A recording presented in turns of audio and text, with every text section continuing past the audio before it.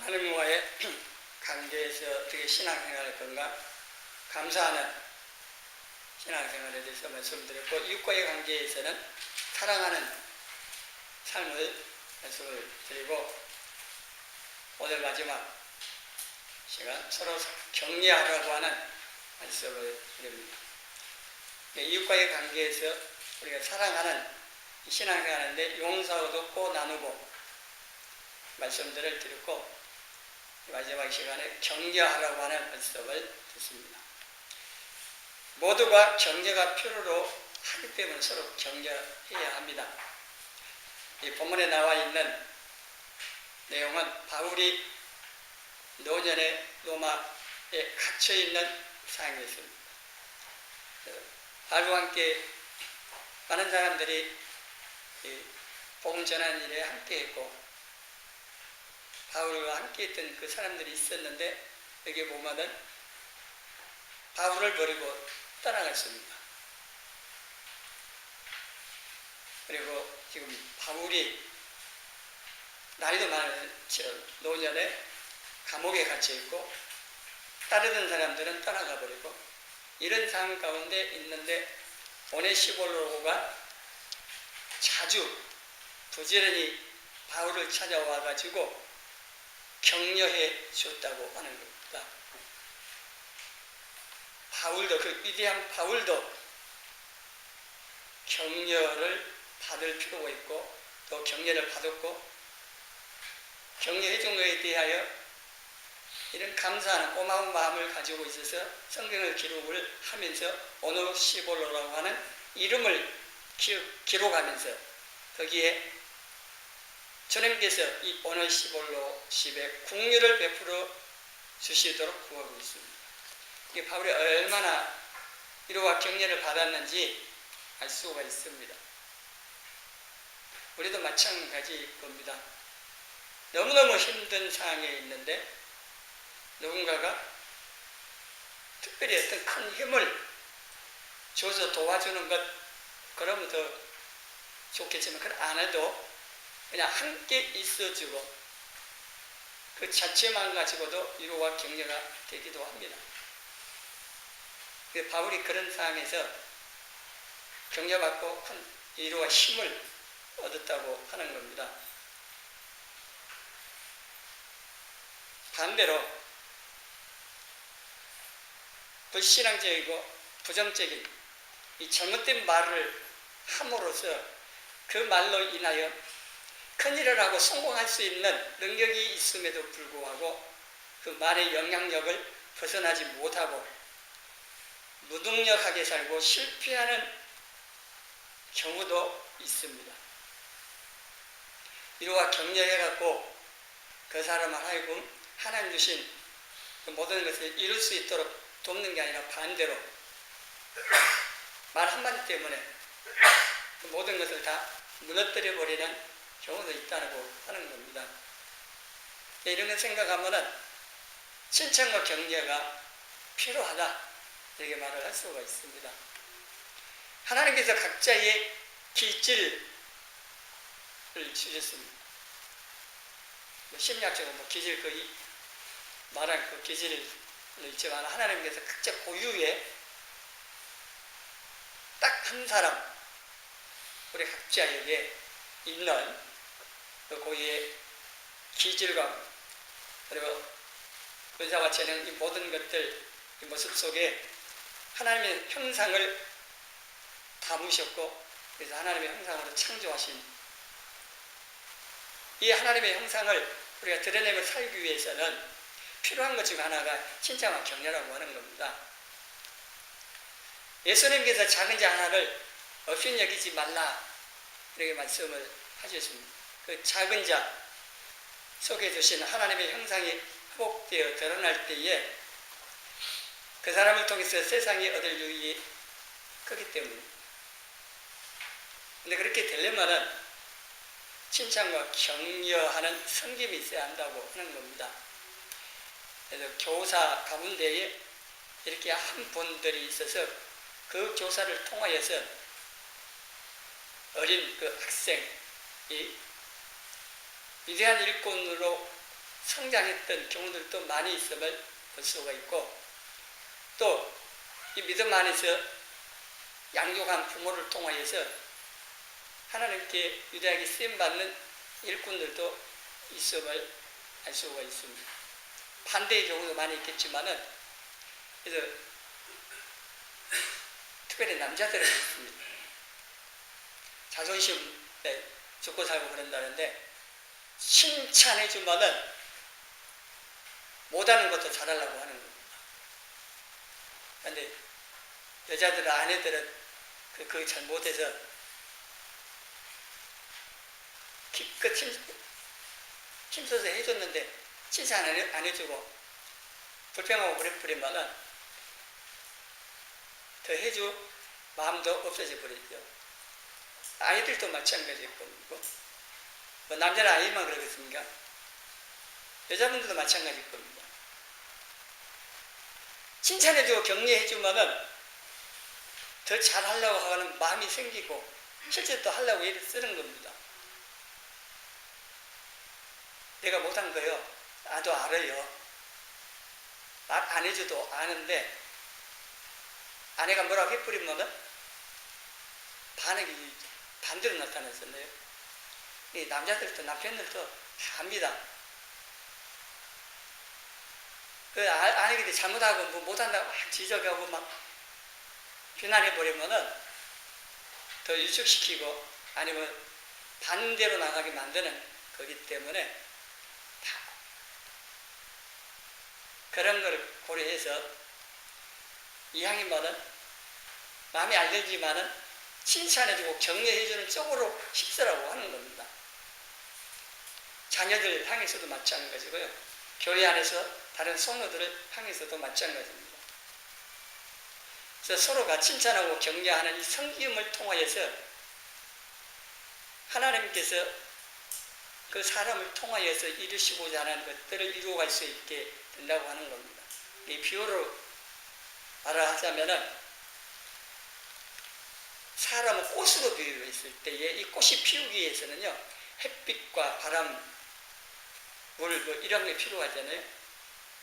하나님의 형상으로 창조된 이 사람, 우리 한 사람 한 사람이 꽃으로 피우기 위해서 또 열매를 맺는 그런 나무가 되기 위해서는요, 햇빛, 바람, 물 이런 것이 필요하듯이 칭찬과 격려와 관심이라고 하는 것들이 필요하다는 겁니다. 갑자기 어쩌면 이런 걸 기다리고 있어요. 나무가 햇빛, 물, 바람 이런 것을 기다리듯이 우리가 아름답게 꽃 피우기 위해서 또 아름다운 열매를 맺기 위해서 칭찬과 격려와 관심, 섬김 이러한 것들을 기다리고 있다고 하는 겁니다. 하나님 그것들을 통하여서 꽃 피우게 하시는 겁니다. 그러니까 이렇게 우리가 꽃을 피우고 열매를 맺으면 나만 좋은 게 아니고 함께 사는 모든 사람들에게 유익하고 좋은 거죠. 반대인 경우도 있다는 것입니다. 그래서 걸림돌이 되는, 디딤돌이 돼야 되는데, 디딤돌 아시죠? 디딤돌 말 그대로 그 돌을 디딛고 올라서는 것을 디딤돌인데, 걸림돌은 부딪혀 넘어지게 하는 돌이고요. 그런데 칭찬과 격려, 섬김, 관심을 그렇게 해주는 이거는 디딤돌이 되어주는 거고, 반대로 아주 부정적으로, 불신앙적으로 말을 하는 것은요, 걸림돌과 같은 것이 되어집니다. 그러니까 이게 아주, 물론 사람들이요, 어려서 상처받은 거, 또 여러 가지 안 좋은 영향을 받고 자란 그런 것 때문에 성인이 되어갖고도 그 영향 못 벗어나고 계속 부정적으로만 보는 겁니다. 그런 거 많아요. 뭐 거의 대부분 사람들이 그렇습니다. 부모로부터 받은 상처를 예수님 안에 치유받지 못한 것들이요, 쓴뿌리라고도 표현하는데 그것이 그거 나오는 거거든요. 그 상처 때문에 하나님께서 계획하신 그 사람을 향하여 갖고 계신 계획이 이루어지지 못하는 또 지체가 되고 하는 장애를 받는 경우가 많아요. 그러니까 내가 상처 받아갖고 또 자녀에게 상처도 주고 다른 사람 상처도 주는, 그래서 서로 상처 주고 장애물이 되는 경우 참 많이 있습니다. 근데 우리가 예수님 안에서 이것을 다 해결을 해야 되는 거죠. 상처도 뭐 내적 치유도 있고 많이 있는데 우리가 예수님 안에서 하나님의 은혜를 힘입어서 또 성령의 역사를 힘입어서 이런 상처들도 다 해결하고, 상처 안 받을 수 없습니다. 살다 보면 서로에게 상처 줍니다. 근데 그런 주는 상처들을 내가 안 받으려고, 영향을 안 받으려고 하고, 아니면 또 와도 그것을 빨리 처리하고 이렇게 하는 게 필요합니다. 그러나 영향 안 받을 수는 없으니까, 함께 사니까. 그리고 나는 다른 사람들을 향해서 좋은 선한 영향을 끼치는 칭찬과 격려, 선한 은혜를 끼칠 수 있는 이런 성도로서 해야 할 말을 함으로 인해서 다른 사람들을 세우고 꽃을 피울 수 있도록 도와주고 하는 그림돌이 아닌 디딤돌이 되어야 된다고 하는 겁니다. 세상은 양육강식, 정글의 법칙이 지배하는, 정글의 법칙에 의해서 움직이게 하고 있기 때문에 다른 사람을 받고 올라서야 하는, 어떤 면에서는 이 사회가 경쟁 사회다 보니까 그럴 수가 있죠. 그런데 성도들이 똑같이 그러는 것이 문제입니다. 그 경제 사회에서 다른 사람을 밟고 올라서지 아니하면은, 아니면 걸림돌 놓아갖고 넘어지게 하지 않으면은 네가 살아날 수 없고 성공할 수 없고, 뭐 이러한 생각들, 세상 가치관 때문에 성도이면서도 똑같이 그렇게 하는 경우도 있습니다. 예수님 12제자들 사이에서도 누가 더 크냐 논쟁했습니다. 제자들 예수님 따를 때에 마음 한구석에는 그런 야망들이 있을 수가 있습니다. 욕심이. 예수님께서 메시아고 왕이 되시면은 한 자리 하겠다고 하는, 그러잖아요. 대통령 선거 딱 하면은요 줄 서잖아요. 대통령 되면 이제 한 자리 하겠다고. 우리나라 대통령 되고 나서 보면 지금 현재도 그렇죠. 지금도 이 정부에서도 그렇고 이전 정부에서도 그렇고. 근데 진짜로 대통령 만들기 위해서 도와주는 사람 가운데 아무도 바라지 않고 진짜 이번에 우리나라 대통령에 대해서 우리나라를 바르게 세우고 그렇게 할 좋은 지도자이기 때문에 돕기다 해서 하면 얼마나 좋겠어요. 그게 아니다는 거예요. 아니, 예수님 제자들 봐도 그렇다니까요. 예수님 따르면서 한잔 하겠다고 하는. 그래서 야고보 요한형제는요, 예수님께서 왕이 되시면 자기들은 좌우에 앉겠다고 있어요. 자기들 다 해먹겠다는 거잖아요. 좌의정, 우의정 뭐 다 해먹었다고 형제들이 하니까, 그러면 10명의 제자들 어땠어요? 아주 뭐 들고 일어난 거죠. 너희 두 형제만? 그럼 우리는 뭐야? 하고 막. 그래서 이렇게 누가 더 크나 다리 다툼을 하는데, 예수님께서 이런 제자들에게 누구든지 첫째가 되고자 하는 사람은 무사람의 끝이 되며 섬기는 사람에 대한다고 마가복음 9장 35절에 이렇게 말씀을 하시고, 그리고 42절에 이런 말씀을 하십니다. 같이 읽어봅니다. 또 누구든지 나를 믿는 이 작은 자들 중 하나라도 실족하게 하면 차라리 연장 맷돌이 그 목에 매여 바다에 던져지는 것이 나으리라. 어쩌면 참 무서운 경고이기도 합니다. 작은 자라고, 힘이 없는 사람이라고 발로 밟아버리고 자기가 서겠다고 하는 이런 사람들의 엄중한 심판을 받게 되는 게 연자맷돌로 돌로 만든 거죠. 그 맷돌 아시죠? 콩 갈고 뭐 하는 큰 이 돌을 갖다 목에 딱 매달고 바다에 던지면 어떻게 되겠습니까? 수영 아무리 잘해도 죽습니다. 이게 아주 엄중한 심판에 대한 경고를 하고 있습니다. 예수님 믿는 이 작은 자, 실종하게 하면 안 된다고 하는 것인데요. 그러니까 힘 없다고 내가 그 사람 받고 일을 쓰려고 한다든지 아니면 걸림돌을 쓴다든지 하면 안 된다고 하는 겁니다. 만일에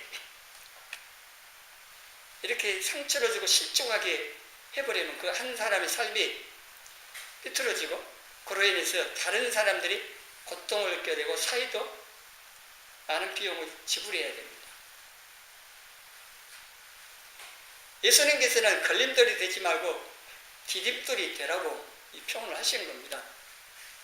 그래서 작은 자에게 한 것이 곧 내게 한 것이라.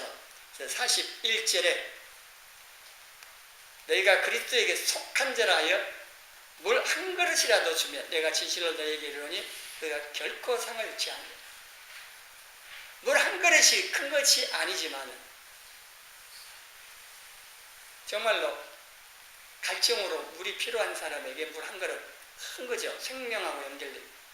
그래서 작은 자, 힘없는 사람, 도움이 필요한 사람에게 내가 적은 것이라도 줌으로 인해서 그 사람이 살 수 있다면 그 상은 엄청 크다. 결코 상을 잃지 않고 주님 기억하셔서 갚아주시겠다. 이렇게 살리는 이 걸림돌보다도 디딤돌이 되는 이 삶을 살라고 하시는 겁니다. 우리가 이웃에게 디딤돌이 이게 걸림돌이 아닌 디딤돌이 돼야 하듯이요. 내 자신에게도 마찬가지입니다. 뭔 얘기냐면요. 우리 스스로가 자신에게 걸림돌을 놓는 경우가 있습니다. 나쁜 습관으로 인해서 넘어지는 경우 많이죠. 그래서 비관적이고 부정적인 이런 관점으로 인하여서 못 벗어나니까 자신도 다른 사람도 늘 그렇게 잘못 봄으로 인해서 상처 주는 또 상처를 받는 일들이 많이 일어나는 겁니다. 그리고 이 비관적이고 부정적인 이런 관점 안에 갇혀 있기 때문에 미래를 스스로 차단해 버리기도 합니다. 하나님께서 그 사람을 통해서 하실 큰 일이 있는데 스스로가 딱 차단해 버리고 안 해버리는, 우리가 믿음으로 순종할 때 하나님 역사하셔서 이루고 가는 것이 우리가 불순종하고 거부하면은요 안 되는 거지요. 하나님은 강제로 하시지 않습니다. 물론 특별한 경우 은혜 주시고 성령 역사하심으로 그 마음을 움직이셔서 순종하도록 하시는 경우도 있지만은 이렇게 강제적으로 안 하신다는 거예요. 그러니까 그거 불순종하고 그러면은 놔두시는 겁니다. 그리고 다시 은혜 주셔서 다시 이렇게 깨닫고 할 수 있도록 하시지만은 계속 거부하면요 이제 버리십니다. 성경에 보면은 꼭 그 사람을 통해서 일하시겠다고 작정하신 경우가 있습니다. 그건 이제 성경의 기록을 결과론적으로 봤을 때 이렇게 얘기를 하는 건데, 그런 경우는 그 사람이 계속 거부해도 결국은 순종하도록 끌어오시는 거예요. 요나도 그렇습니다. 모세도 그러잖아요. 못한다고 막 빼도 모세를 통해서만 일하시겠다고 작정을 하셨기 때문에 그렇게 하는 경우가 있습니다. 그런데 다 그런 거 아닙니다. 계속 거부하면요 버리십니다. 내버려 둬버립니다. 우리가 하나님께 순종해서 귀하게 쓰임받을 수 있는데 그런 기회를 놓칠 수도 있다고 하는 겁니다. 근데 내 안에 이거는요 살아가면서 그 영향을 받는 겁니다. 세상으로부터 악한 것들 굉장히 많이 받습니다. 사단의 하나의 도구이기도 합니다. 스크린이라고 하는. 우리가 텔레비 스크린, 이 노트북, 이 컴퓨터 스크린, 휴대폰 스크린, 스크린에 사단이 우리를 딱 잡아놓고 거기서 온갖 악한 것들을 다 나오게 해서 우리에게 넣습니다. 그럼 우리가 악한 것이 들어오면 그 생각이 사로잡히면 어떻게 됩니까? 영향 받지요. 그러면 하나님께서 위대한 계획을 가지고 우리를 통해서 하시고자 하는데 그걸 다 방해해버린다는 거죠. 우리 안에 악한 가치관들, 또 문화, 세상 문화나 이런 것들을 통해 들어와가지고 이러한 정보들이 우리를 지배하면은요, 하나님을 향해서 가까이 가는 게 아닙니다. 반대로 멀리 가는 거죠. 그래서 이 스크린을 멀리 해야 됩니다, 사실은. 하루에 이 스크린 앞에 앉아있는, 우리가 하나님 앞에 앉아있는 시간보다는 스크린 앞에 텔레비라든가 컴퓨터라든가 휴대폰 앞에 앉아있는 시간이 더 많은 거죠. 그러니까 영향을 더 많이 받는 거죠. 그래서 이런 부정적인 악한 것들이 들어오기 때문에 내 자신도 거기에 걸림돌 스스로 만들어서 넘어지는 이런 경우들이 많이 있습니다. 이거는 내 스스로가 돌아서야 되죠. 나쁜 걸 꺼내야 되고 습관도 꺼내야 되고 이건 내 힘으로만 안 되기 때문에 내 의지와 더불어서 은혜를 구해야 돼요. 도우심을 구하고. 이 습관이 되면요 사실 이게 끊기가 쉽지 않습니다. 습관은 계속 반복돼 갖고 만들어진 거기 때문에 한순간에 끊을 수가 없습니다. 중독이 또 걸려요. 중독. 이러한 것들, 우리 스스로가 이 걸림돌을 만들어 놓은 것들, 이러한 것들을 없애기 위해서, 제거하기 위해서요, 우리 하나님께 은혜를 구하고 또 내 의지를 갖고 그런 것을 멀리하고 돌아설레가고 이게 필요로 합니다. 그리고 하나님께서는 이런 걸림돌 되는 이러한 것들을 사용하셔서 기름돌이 되도록 해주시기도 합니다. 창세기에 나온 요셉을 보면은요, 형들에게 미움받았고요, 결국 종으로 팔려갔잖아요. 죽이려고 했지만은 하나님께서 그거는 막으셨기 때문에 요셉 살아서 애굽으로 종으로 팔려갔는데, 그러면은 요셉이요, 인간적으로 감정적으로 생각하면은 형들에게 받은 그 나쁜 감정들 처리가 안 됐으면 어떻게 됐겠습니까?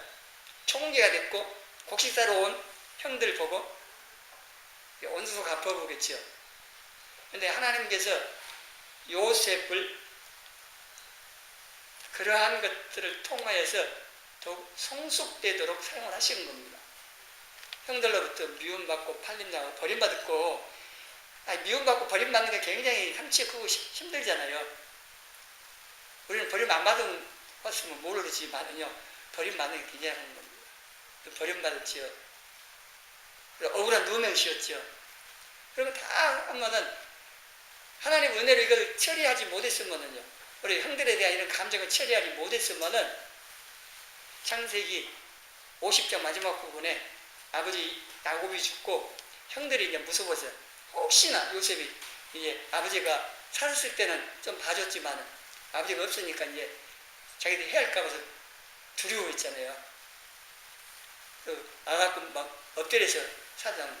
근데 요셉은 형제들을 용서할 것도 없었습니다. 이미 마음에서 미워하고 원수 복수하겠다 이런 게 없기 때문에.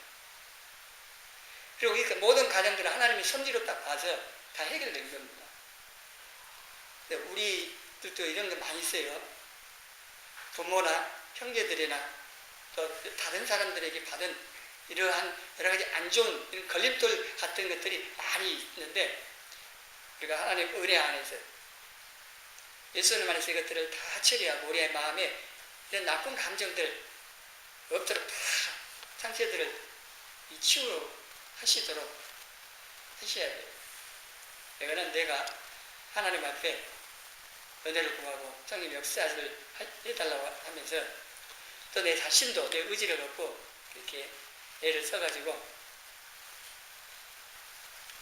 우리가 하나님을 위해서 사는데 장애되는 것이 없도록 하시라고 하는 겁니다. 그리고 우리가 격려를 하는데 다른 사람의 입장에서 사랑하는 마음으로 격려를 해야 됩니다. 부정적인 말이나 비판하고 정지하기 전에 그 사람의 입장에서 생각해보고 사랑하는 마음으로 바라보고 격려하며 축복을 하면은 자신과 이웃을 살리게 됩니다. 서로서로 이렇게 사랑하는 눈으로, 안경을 써야 돼요. 무슨 색의 안경을 쓰냐에 따라서 그 색깔도 다 보이잖아요.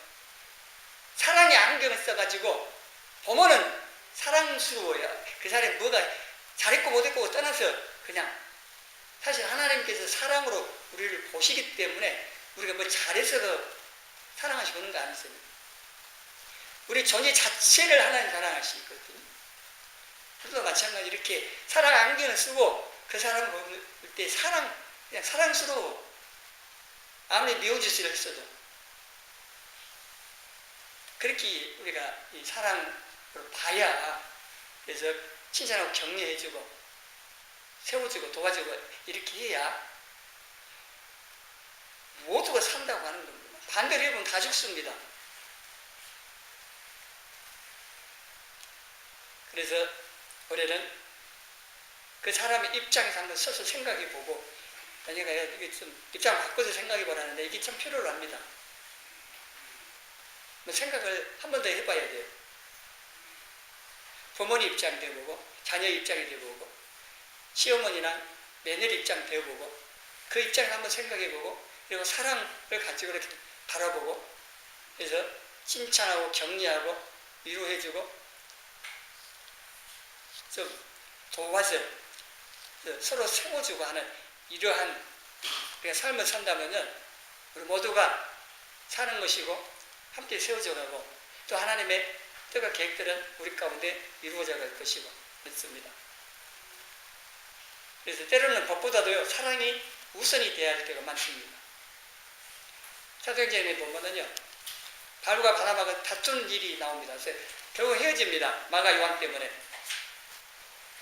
바울은 어떻게 보면요 원칙대로 법대로 하려고 하는 그런 거고, 바나바는 사랑으로 하려고 하는.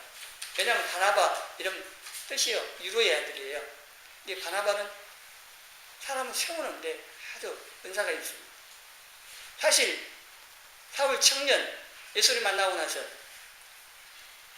아무도 이 사울을 가까이 안 하려고 그러잖아요. 왜냐하면 그 옛날에 한 일이 있기 때문에. 근데 이 바나바가 사도들에게 바울을 신모준해 줍니다. 이 바울이 예수님 어떻게 만나고 어떻게 했는지 그래서 믿을만하다고.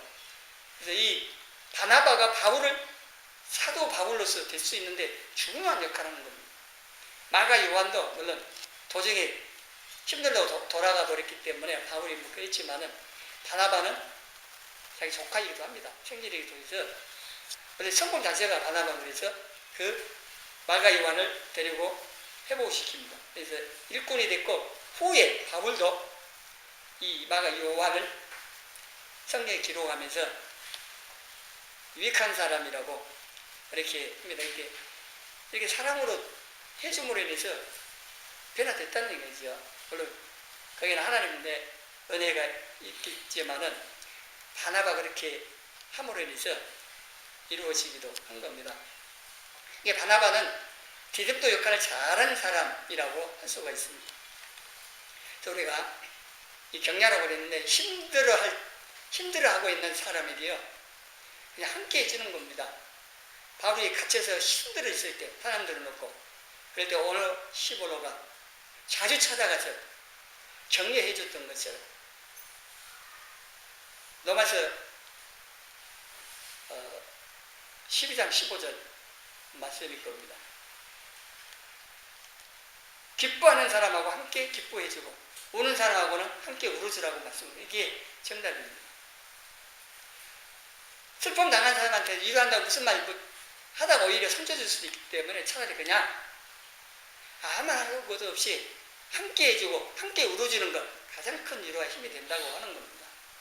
또 기뻐한 일이 있으면 막 기뻐한 거는요 배 아파하지 말고 같이 기뻐주고 박수 쳐줘야 된다는 겁니다. 성도들은 말씀에 의해서 이렇게 함께 이렇게 동고동락이라는 말도 표현하는데 함께 기뻐해주고 함께 울어주고 함께 있어주는 것 이것도 칭찬과 격려 해당되기도 합니다. 그래서 모두가 칭찬과 격려가 필요로 하기 때문에 우리가 비판하고 정지하고 걸림돌을 놓기보다는 우리가 사랑하는 마음을 가지고 칭찬과 격려하고 도와줌으로 디딤돌이 되어주는 저와 여러분이 되어지기를 주님의 이름으로 축원합니다.